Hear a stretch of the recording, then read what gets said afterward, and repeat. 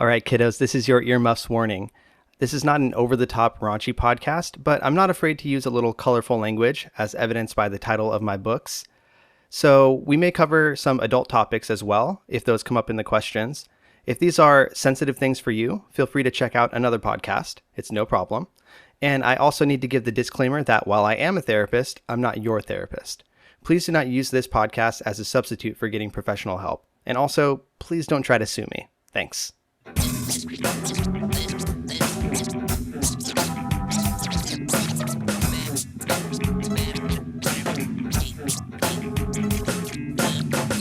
All right, what is up, ladies, gentlemen, and friends of all varieties? This is the Hardcore Self-Help Podcast, Episode 6.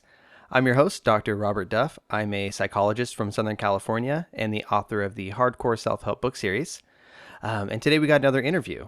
Apologies for any baby crying you could hear in the background. Sounds like my son is awake, so I'll try to keep this short. Today's interview is with Mike Billstrom from theartofgrowth.com. Totally awesome interview, really great dude. We talked about all kinds of things, including overcoming a really difficult background filled with loss, abuse, just crazy stuff. Yeah, we talked about growing up really quick, learning to help others at a young age, having to fight for everything, overcoming homelessness, and most interesting, getting a very unexpected mentor in a homeless man. He goes on to talk about how he becomes passionate about helping others, obsessed with self-help, and starting his own brand to further that mission. So really enjoyed this interview. I hope that you like it too. I'll be back at the end to just wrap things up. All right, everybody. So I'm here joined by a guest. This is Mike Billstrom. And why don't you say hey to everybody, Mike? Hey, everybody. How you guys doing? So Mike wanted to come on and talk a bit about his experience. Now, Mike, you reached out to me about, getting together, maybe talking a bit. So I know that you have some things that you want to talk about and that you want to say, and we'll definitely lead up to that. But I first wanted to get kind of some of your background. Can you tell me a bit about, where you're from, like where you grew up, who was in your family, things like that? All right, no problem. So I guess where I'm from originally is Minneapolis, but I moved about 17 times before I graduated high school. Wow. So Okay. There's a story there. yeah, correct. I guess the longest I was ever in one place is about a couple years, maybe. Yeah. And then so growing up, I started with a mother and a father, like most people do, and then when I was 6, I got the news that my biological father passed away. Oh, wow. And that was right around the time where I was actually starting to develop a relationship with him. So that is definitely a milestone that affected me for a while. Do you remember that time of your life? I sure do. Okay, so that's you said around 6? Yeah, correct. Okay. Yep, it was very clear. I was sitting there in the living room with my little brother and my mom. And then my grandma knocked on the door, and she just instantly started crying. So, me being a little kid, I was really confused at the time. I'm like, okay, that's weird.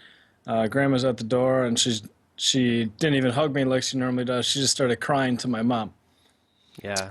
And then my mom immediately came over to me and my brother and said, "Come on, boys, you have to go in the other room, come play."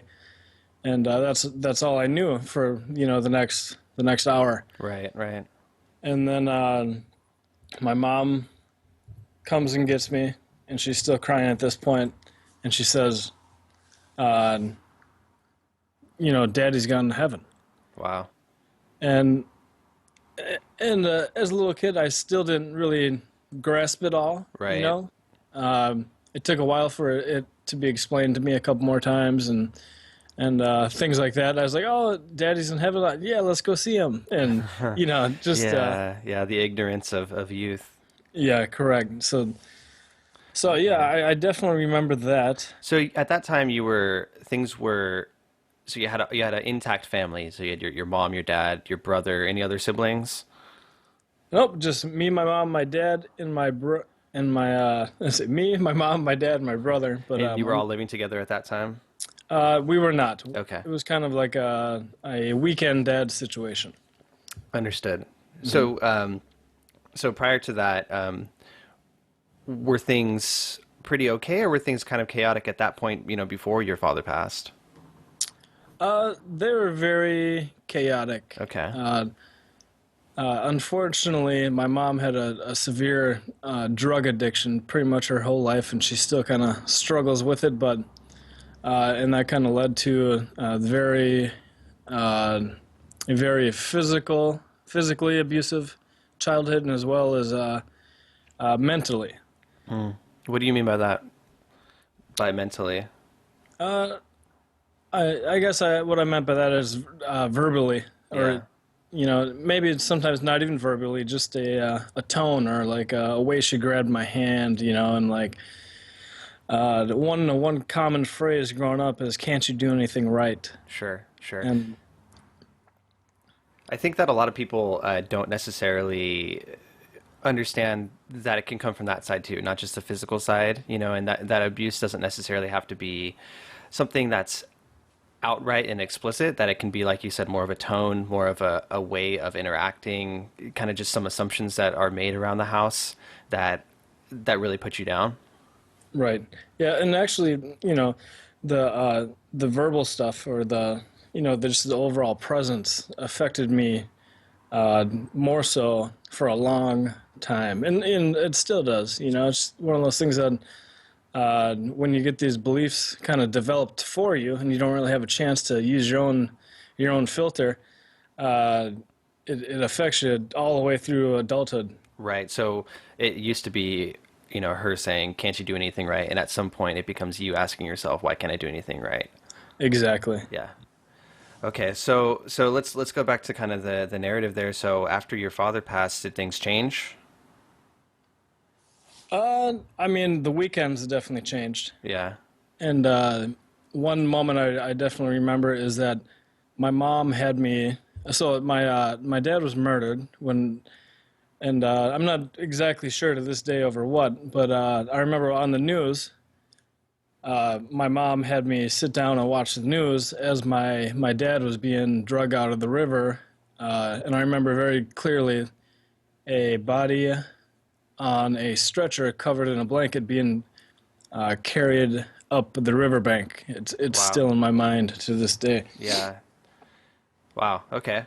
So not just passed by natural causes, something that was, wild, really hard to understand as a kid, and something that most people don't go through, basically. Right. Yeah. Okay.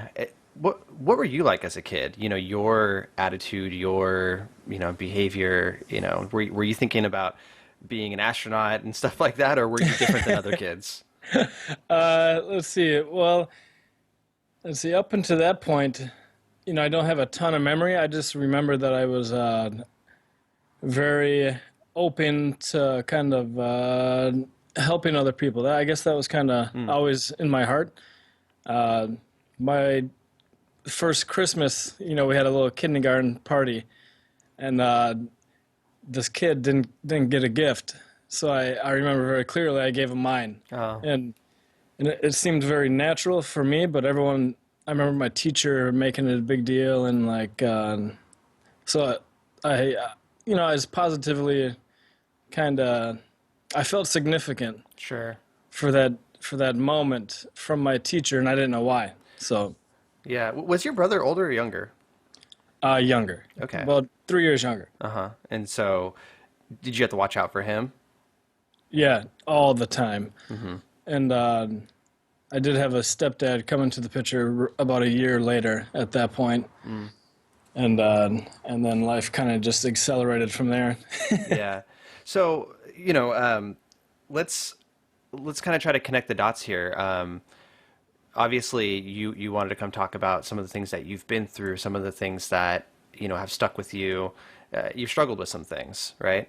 Right. Why don't you help us kind of work towards that point? Okay.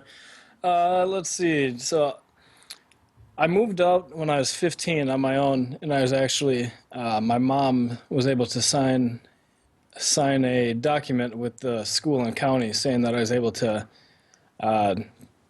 live on my own at that point, basically, and make my own judgment calls. Wow. What prompted that? Why did you want to be emancipated at 15? Uh, still major drugs and physically and verbally abusive craziness, and I moved a ton of times, so I was like, I'm done moving at this point. Right. So you were like, I'm more of an adult in this situation than the people that are supposed to be caring for me. Right. Okay. Yeah. Yeah. Okay, so you get emancipated. What then? Then I try to make it through high school. So I'm working a part-time job, and then I'm working two part-time jobs, and thankfully the state didn't find out about both of them because at that point I was working, over 40 hours a week. One at KFC and one at like the A&W in the town. Wow. Yeah, so 15 years old, two jobs, and trying to go to school. Yeah. Yeah, correct. And playing sports, I was playing football, and that led to another, very pretty much. I think sports is what saved me because I was able to take all the anger I had and kind of let it out in a I guess you could say like a rewarded way. Yeah, more controlled and supported way. Did you have kind of behavior like acting out and stuff like that at a teenage point in your life? Were there drugs involved for you? There was never any drugs involved for me, uh, specifically because I remember reading a magazine about a football player, and they didn't do drugs, so I just instantly never wanted to do drugs because of my childhood. Yeah. I noticed it was kind of opposite of what I was trying to accomplish, but very much so acting out. I almost didn't graduate high school because I would fight. I'd begin to fight like at least once a week and get kicked out of school, pretty much all the way until my senior year in high school. Then I kind of relaxed. Junior year wasn't that bad. Probably only got kicked out a few times, but every year between about sixth grade and 11th grade, I was kicked out for fighting or acting up in some way. Did that come from anger? Is that kind of what was driving the fighting and stuff like that, or was it something else? Uh, you know, you let's see. I don't think so because I mean, obviously there had to be some anger in there, so Sure. somewhere. But it came down to I wasn't gonna be treated a certain way. Right, right. And I was a really small kid when I was 15. I was probably about 118 pounds. So I was a late bloomer. Right. So in one way or another, you've had to fight for everything, basically, right? So whether that's physically or it's, fighting for your rights, through getting emancipated and whatever else, you kind of always had to fight for things. Correct. Yeah, I guess you could say that. Yeah. At what point did you start to notice maybe there are some differences between you and other people in terms of, what you've gone through kind of catching up? Right. Probably right around, sixth grade. It's really started to stick out because that's when kids really start laying into you for, only wearing one pair of pants or like Sure. how you look, how you smell. Yeah. you know. Anything. I remember I had a Titanic T-shirt that I got crap about when I was in sixth grade, but yeah, anything. Yeah. Yeah. Exactly. Anything at all. And yeah. So I mean, there's a definitely a time when I was in fourth grade. At this point, we just moved down to southern Phoenix, which is kind of known for not being a good part of town. Okay. And my first day of school, I had to, I got beat up. Kids took my shoes, my jacket. Wow. I was able to get it back, through fighting, obviously, but I got it back, and it was all based on I was one of the few white kids in my school, or definitely my grade. I don't know about my whole school, but definitely my grade, and I pretty much had to fight every day of those couple of years. Yeah, and so you were, from a young age, you were fighting. I mean that in the broadest sense, right? Fighting for everything. Hmm. And then you get into adolescence and you're also working, trying to do school. I mean, were you exhausted? That's you can't ever really have your guard down, it sounds like. Right. Yeah, no, very exhausted. I remember I'd get off my little part-time job.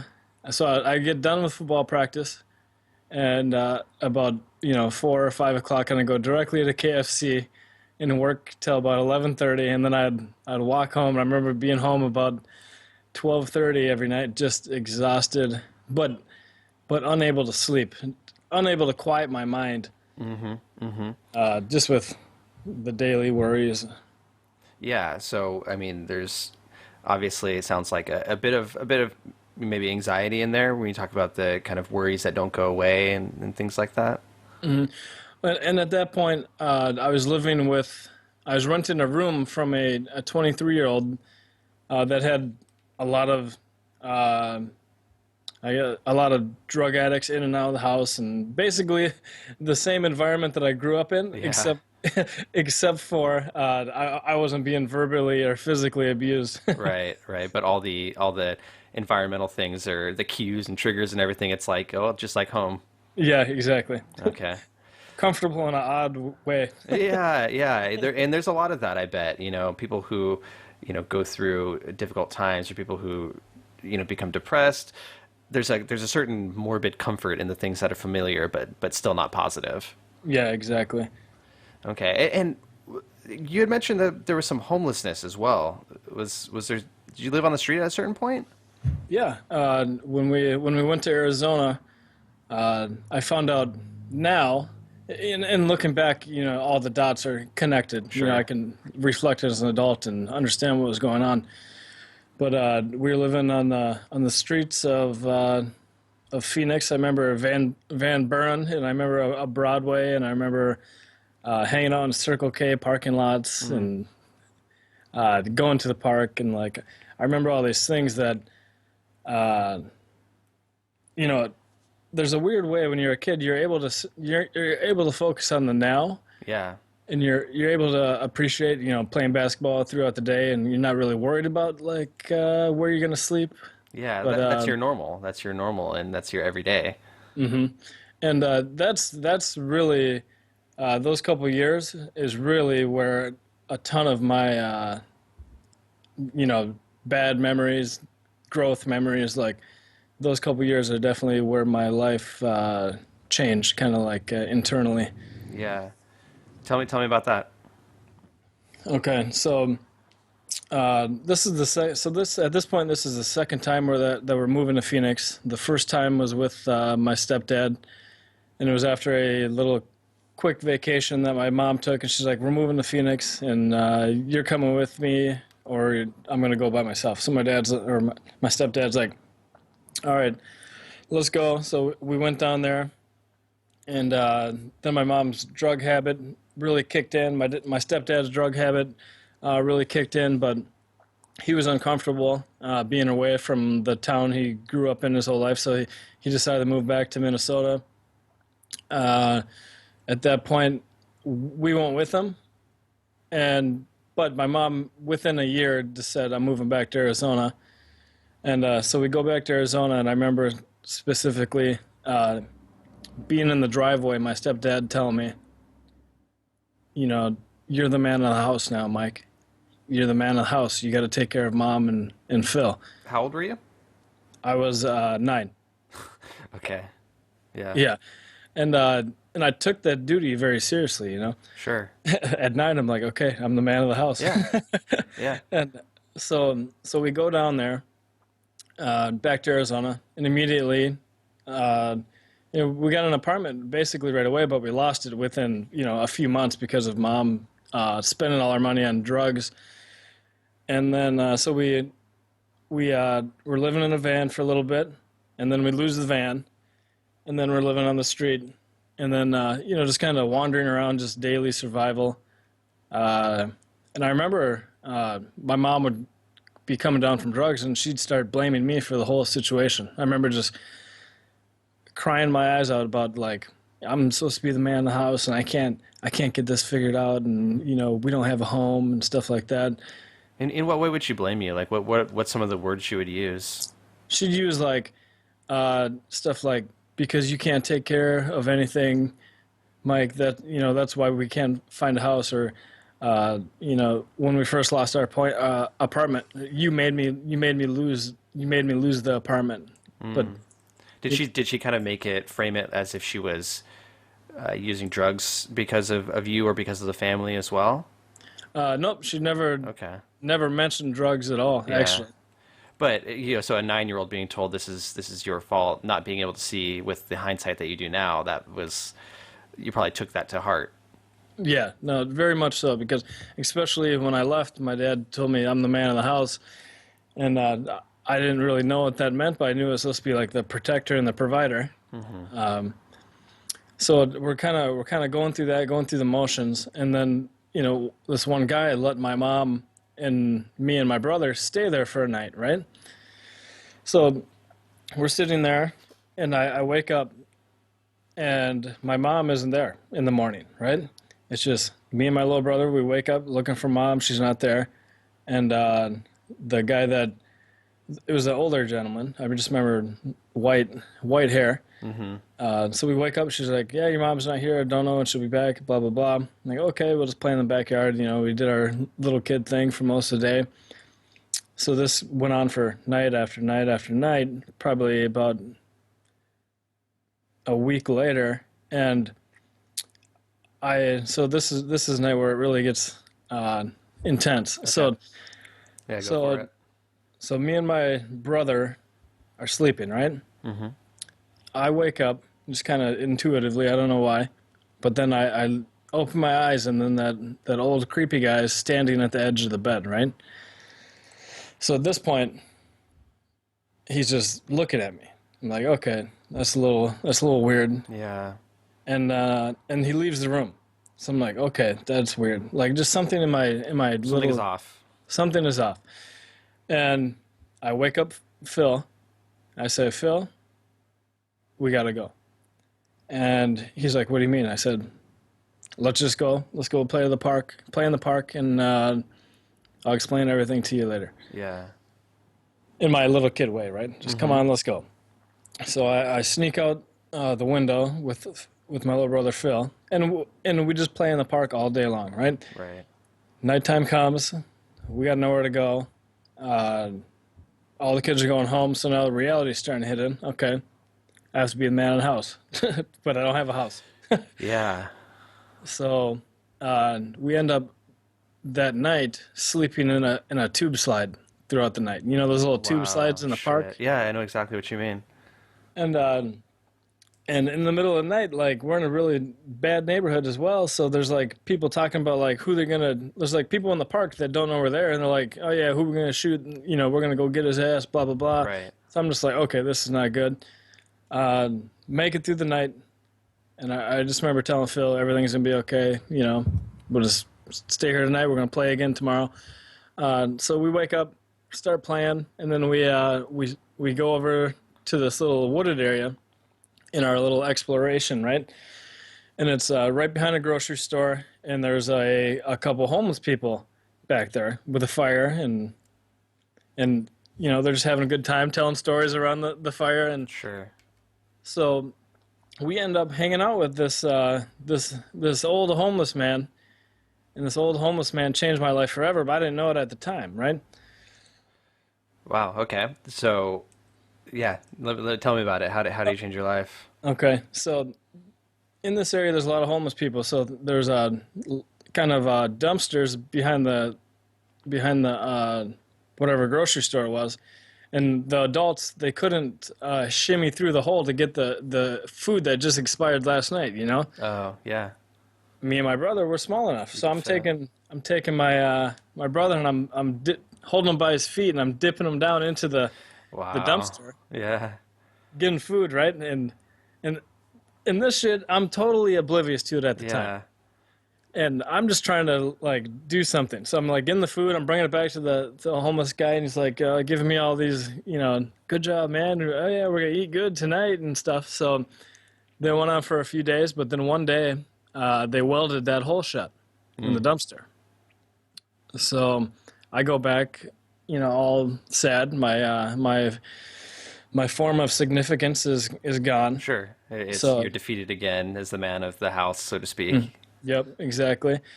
And then I sit down next to the fire, and I said, I can't do that. And the old guy looks at me like I just insulted him, and he says, "Don't you ever say that." And I was like, "Oh, okay." He's like, "Do you know why I'm homeless?" I said, "Well, because you don't have a home, in my little Yeah. kidness." And he's like, "No." He's like, "I'm homeless because I chose drugs and alcohol over my wife, over my business." And he's like, "And as soon as I'm done feeling sorry for myself, I'm going to get it all back. But for right now, life sucks. I'm going to feel sorry for myself. But when I'm done, I'm going to go back and I'm going to get my wife back. And I'm going to get my businesses back. And you can do anything you want to do as long as you keep getting better. Do you understand me?" I said, "Yes, yeah, I understand." And I'm wide-eyed because this guy is like yelling at me basically. Yeah, you struck a chord with them. Right. And I was just, shocked. But, I never thought about that guy again because we left that day. I was like, okay, the guy's going to have a little anger problem. Yeah. So we left again. And I actually didn't know what to do. So we slept in the park one more night and then we went back to that old guy's house. And luckily, my mom came back at that point and happened to be right on Easter. But then life went on, right? Like within a year, I'm back in Minnesota. My mom kind of called my aunt because she knew she couldn't take care of us. My aunt came and got us back to Minnesota, and then that fast forward to when I'm 15 and I emancipate myself, get in trouble, go to college for a couple years, and then in my early 20s, fighting everybody, go to jail, the cycle continues. But then I'm about 24 at this point. Okay, I got my first job, a little bit over my head, and How old are you right now for context? for right now I'm 33, Okay. Okay, and so so I'm 24. I get this first job that is way over my head. A friend of mine named Katie kind of talked me into doing it, and no experience necessary, right? Duff, it was a sales job. yeah, yeah.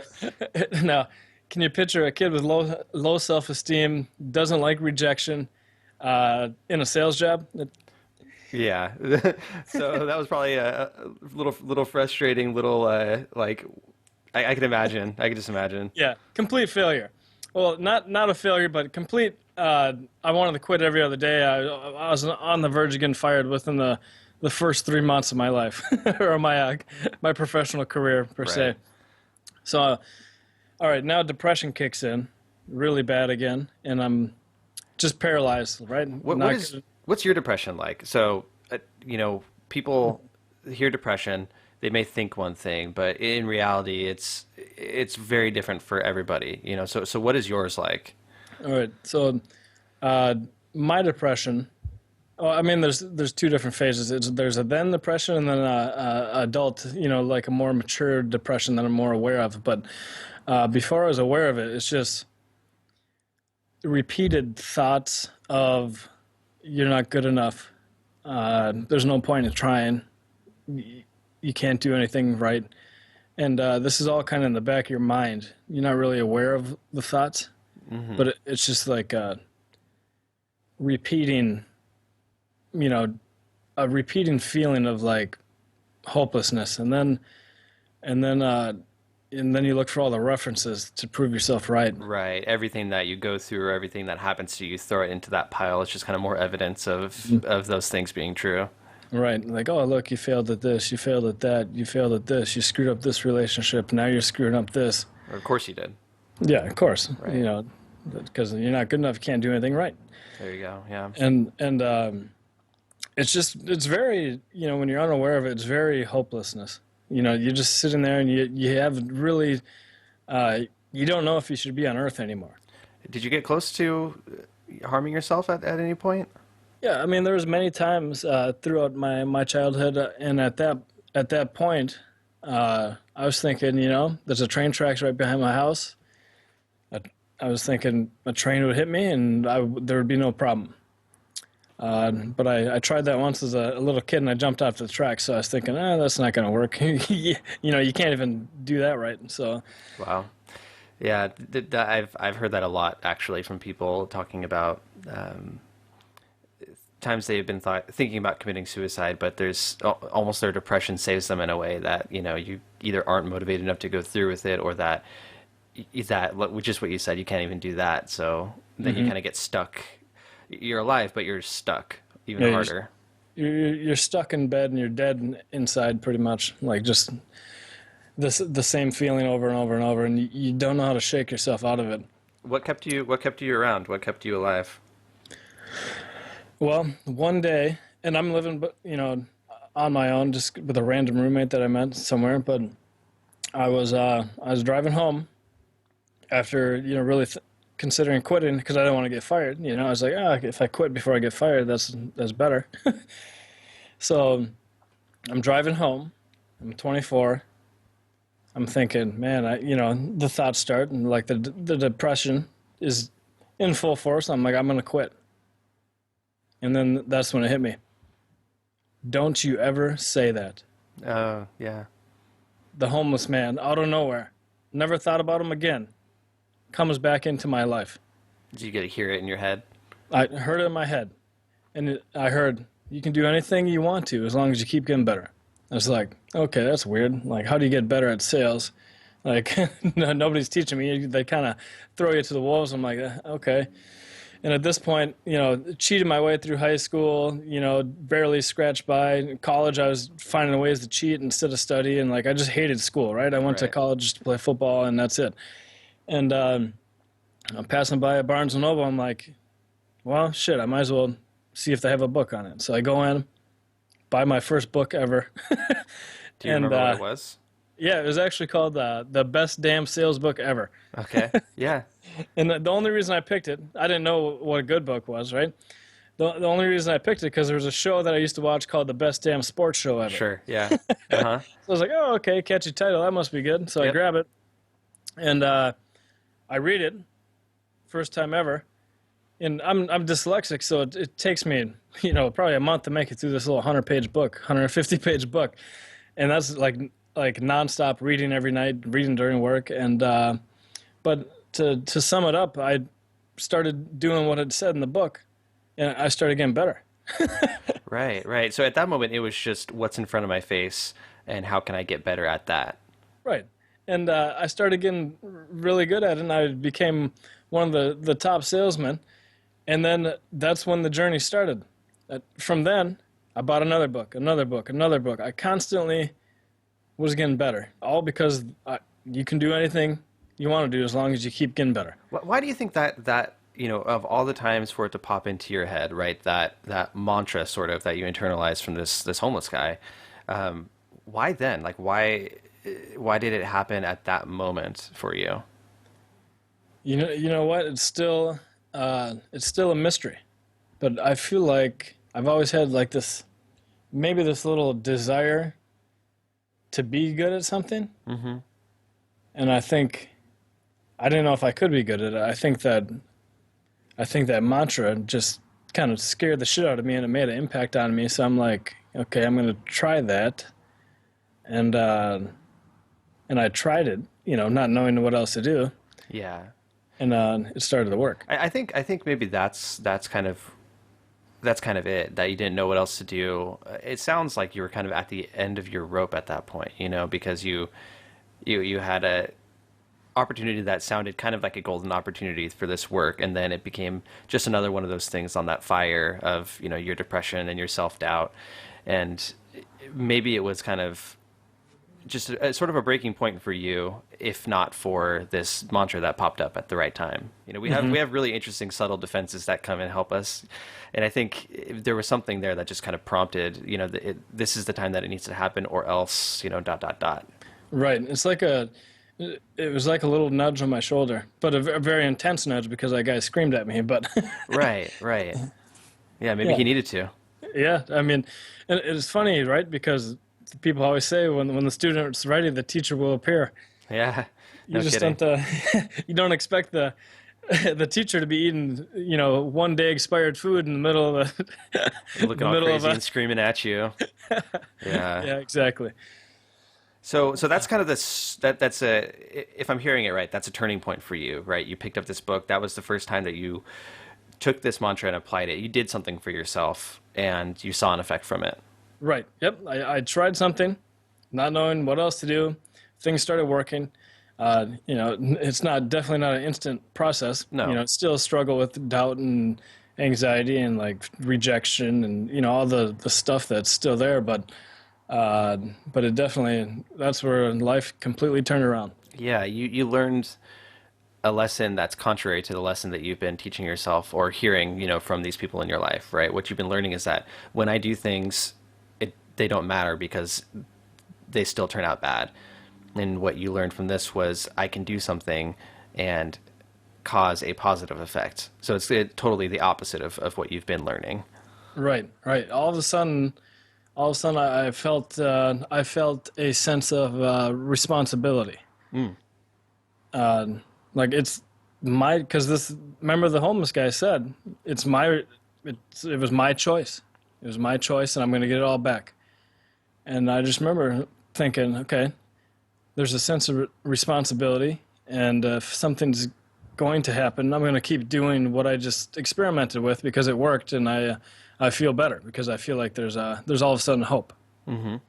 So keep me going here. So you took that hope, and you said it was there's been up and downs, and you kind of had to fight through some things still, but you've been on a process of continuing self improvement, right? Right. Yeah, I think you described yourself as a self improvement junkie at some point. Yeah, exactly. Like I have a very addictive, genetics and personality, so Yeah, no kidding. I was able to harness it into self-help.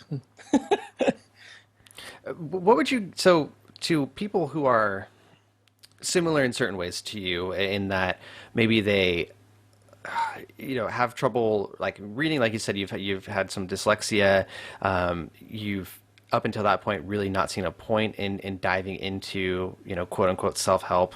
What would you say to them to give them a little push towards just doing it? Right. I would say that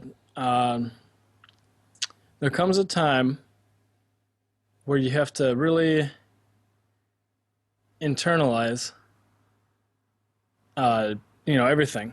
You have to like you have to use a negative Tetris effect, if you would, like What instead does of that mean? what that means is like if you're playing Tetris for a long period of time, all of a sudden a car on the street looks like a long piece that you can fit Right, into the right. garage, and like everything starts looking like Tetris, right? Hmm. But so I didn't mean a negative. If a positive Tetris effect is what I meant, right? Right. So if you can find references of people overcoming depression, or like my story, I'm a reference for people out there. If you take responsibility and you take just a little bit of action, something good might come from it. And if something good does come from it, that's a reference you develop for yourself, and you feel a certain way. You start to feel significant, and just keep going. If it's a positive action, and it's building references up for you to reinforce a belief that you want to form. Keep doing it because Yeah. you never know when it's going to turn around for you. Yeah, that's really good advice. And I like, you're saying kind of support and be intentional with the things that you connect, those dots that you connect, the things that you say to yourself. You really took that mantra and ran with it, but you didn't have to. So part of what you're saying is if it's there, take that opportunity and kind of let it build. And and the thing about people with like myself that had low self-esteem, no confidence, and just anxiety-ridden, depression-ridden, the whole journey is a confirmation bias anyways. I'm Yeah. going around trying to confirm these shitty beliefs that I have about myself in everything that I do. Oh, look, you screwed that up again. Oh yeah. So there has to be a way to flip it. And if you feel that nudge, just read 10 books, 10 pages of a book and see if anything inside you wants you to keep going. Yeah. Like, That's one thing that I would say to people too, is that like it can be overwhelming, like you did, to walk into Barnes and Noble and say, okay, what now? That can be, paralyzing for some people, because there's a whole world of books. In every book, there's a whole world of information, but you don't have to play by those quote rules, right? You can pick up a book, you can flip to the page that you think might be the most useful for you and see what's there. If it is, then you just did something for yourself, and then you build on that.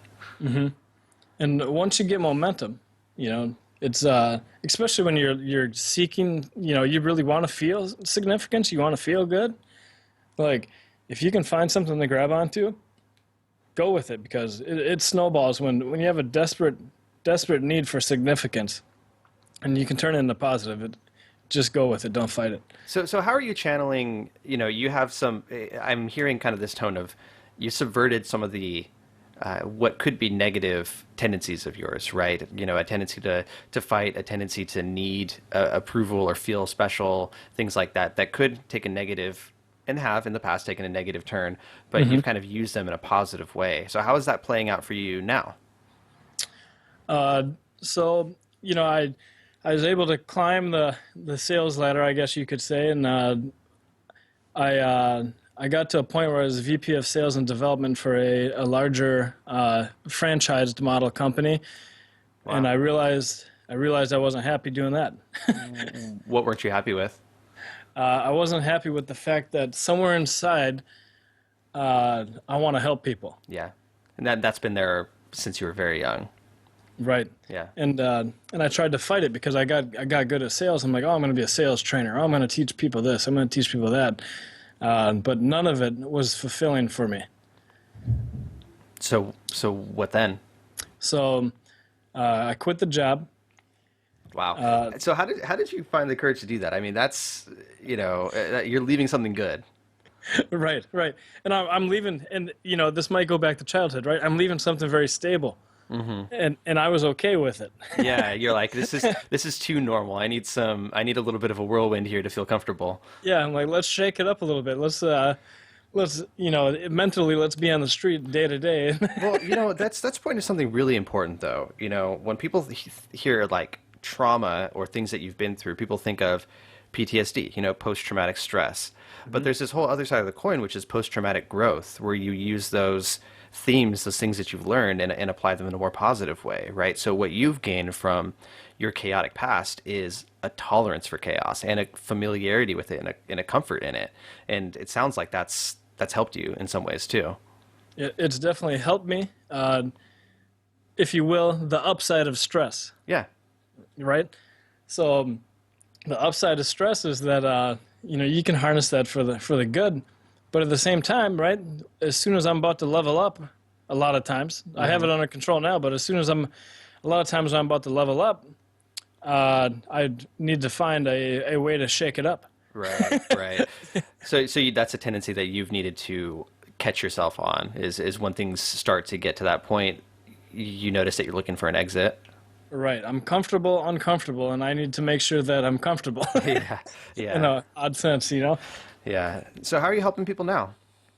I'm helping people through my my blog. It's called The Art of Growth, and basically, the perfect person is the person that's on their last string, but they're willing to give something to try. They're willing to kind of take a little bit of responsibility and say, okay, if things are going to change, I'm going to have to be the one to change them. And I want people to start the continuous growth process that saved my life. How does one instill a continuous growth process for themselves? How do they go from, not doing positive things for themselves to kind of taking that first leap? Right. Well, the first thing I'd do is I would sit in that shitty feeling you have right now. I would sit in it. I'd internalize it. and I'd connect enough pain to the point where I'm uncomfortable enough. In uh, I'm in a horrible emotional state enough to be fed up with it. Yeah, yeah. That makes a lot of sense to me in a certain way. I think a lot of people try to find things to cope, try to find things to numb away pain, whether that be drugs or whatever. In a physical sense, when we have a toothache or something, we can cover it up with drugs. But at a certain level, if you just let yourself feel it, then you can find out where the problem actually is. Right. And have you ever heard the story about the dog sitting on the nail? I don't think so. This sounds like a good one, though. All right. So there's this little boy, and this has a dog, right? And the dog is just crying all day long, just miserable. And asks Grandma, says, "Grandma, why is the dog crying?" And the grandma says, "'Cause he's sitting on a nail." and the little boy says, "Well, why doesn't he move?" And she says, "Baby, it doesn't hurt enough yet." Yeah, yeah, absolutely. That's it. That's it. So you would say to kind of, without making your life situation worse, just connect with the pain or whatever impulses are there to kind of make your own, without hitting rock bottom, make your own sense of urgency to it, to connect with those things that are going wrong so that you have a little bit of that fire under your ass. Yeah, exactly. Just sit on the nail hard enough that you want to move. Wiggle it around a little bit. Jam it in. Yeah. Not literally, people. Not literally. And so are you doing this full time now, so are you working a day job, so to speak, or have you kind of transitioned into something different now? I transitioned. I quit my job and I started this journey. I still do some consulting with sales here and there to put some bread on the table. Absolutely. Occasionally, but it's getting very close to the point where I can do this full time, and that's my hope, is to help people build long-term relationships and have fun for the rest of my life. Those are kind of your core values, it sounds like. Yep, exactly. Yeah. Well, that's really encouraging, and I really, I want people to support you, and I hope that it continues to go well for you. What's kind of on the horizon for you? What's next in this journey and in what you're doing? At this point, it's still to just build a community of people that are at their wits' end and they're ready to get off the nail, so to speak, and start that journey. And I just want to, if I can, help people through that process through courses or my book that will be coming out in the next couple months here, called Unexpected. Mm. And what is that going to be about? How I overcame lifelong depression through responsibility and growth. But the unexpected theme is, it was my teacher was unexpected, a homeless man that I never thought about again. Yeah, you're Mr. Miyagi. Correct. Yeah, that is unexpected. That's a good title for it. Awesome. I appreciate that. So, when you close your eyes right now and think about the future, how is that different from you at 18 or 20 or something like that? Right. Well, when I close my eyes and I just kind of sit in my thoughts, I have a very good sense of, you know what, it's in my control, and if I can align my core values with positive action, it doesn't matter what happens. I'll be helping people and having fun. Yeah, I think that align your core values with positive action. Some people might take that and be a little scared of how awesome that sounds, right? And Exactly. I think that you are a great example of taking that principle, but doing it day by day and just thing by thing. You got to look at what's in front of you, right? Right. And I have a journaling technique that I use every day to kind of set my RAS on the course. Oh yeah, please share. Okay. So every morning, or if I forget, in the afternoon, we have a very, we're human. We look for things to prove ourselves right, good or bad. So every morning I write down 3 things that I'm grateful for, And it literally can be, because this is something you don't have when you're depressed, right? You don't have a gratefulness. No, you have to force yourself. Right. So I force myself to find something, even as small as like how beautiful the paint on my walls look. Yeah, absolutely. And I do that every single morning, and then I write a quick sentence about what I'm looking forward to, and that really primes my pump, if you How will. long does that take you? It literally takes me about 5 minutes. So I really want people to hear that because people, I talk about journaling a lot and people are like, well, I don't have time or I don't know how, or they imagine that it has to be a Dear Diary today, and then write for half an hour. But what you're saying is that you can kind of set your mental filter up on the right path for the day by just spending 5 minutes setting yourself up in this way. Right. And I would say, uh, as hard as this is going to sound, it sounds like an excuse. And it is, because you don't want to, subconsciously, you don't want to take that step. So you just got to force yourself to stop making excuses and just try journaling one day and see how it feels. Yeah, absolutely. And also, like you said, connecting with other people's experiences, connecting, from lessons that you've learned, people should connect with your experience that you try it once, you try it again, and eventually it actually starts to do something. Right, exactly. And it becomes habit then. And then Yeah. your habitual focus shifts, and then your whole paradigm shifts. Awesome. Well, I've taken up a lot of your time. I was wondering, do you have any kind of final takeaways, final thoughts, or advice that you just want to make sure people hear before we sign off here? Well, before you guys go, if you want to join or like the Facebook page, The Art of Growth, and visit my site. There's some free gifts on there for you, some exercises I do to kind of help break through some of that funk that you're in. And is that theartofgrowth.com or how do they get to your site? Exactly, theartofgrowth.com. Okay. And we'll link to these in the show notes for sure. All right. Hey, Duff, this hardcore self-help thing that you're doing, Yeah.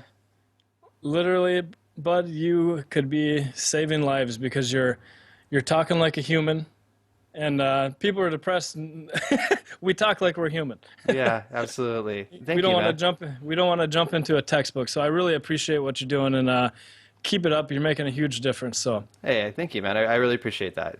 Look at you, spreading the positivity, practicing what you preach. gratitude, brother. Yeah. All right. Well, it's been really good talking to you. I appreciate it. Hey, my pleasure. All right. So that was my interview with Mike Billstrom.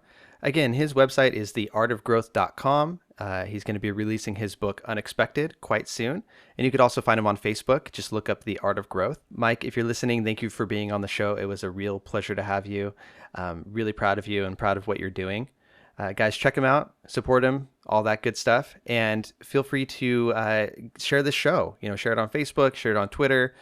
Give me feedback as well. You can always reach me at DuffThePsych on Twitter or through email, duffthepsych@gmail.com. So until the next time, have a good one.